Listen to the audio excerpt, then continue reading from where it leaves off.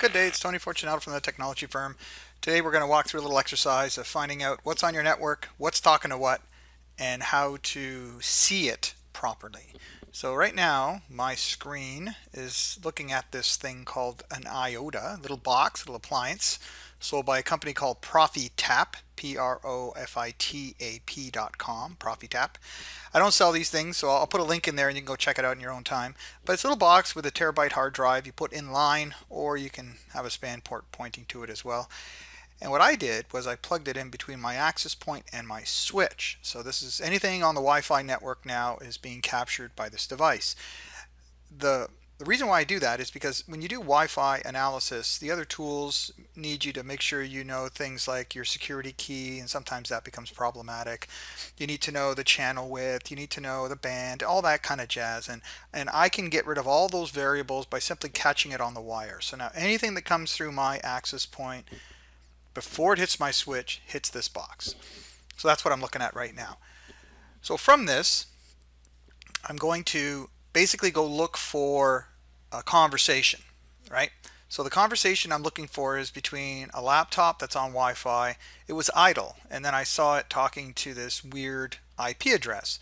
Now, time has passed, so in the normal world, you would have possibly some trace files or whatever you have from that. Now, I'm going to just work off this, and I want to show you how that works for me.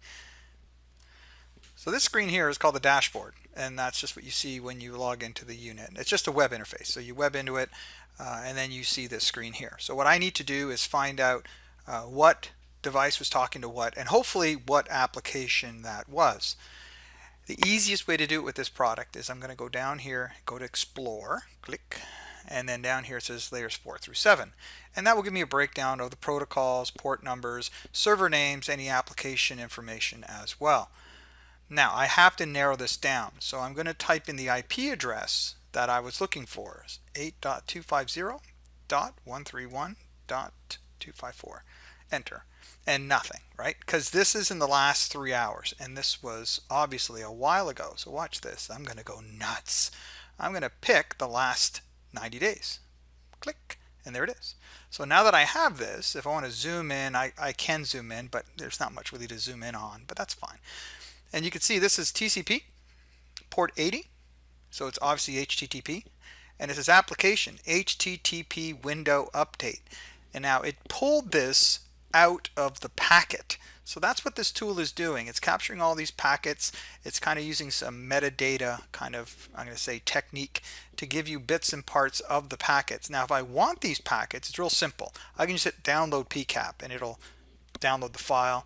Then I can open it up in Wireshark, and I can make sure that's what it was doing. Sometimes, the port numbers change or the application header changes, that kind of thing, and you can muck around with it a little bit over there. So that's what we're going to do next. I'm going to flip into Wireshark, and I want to show you what this conversation looks like.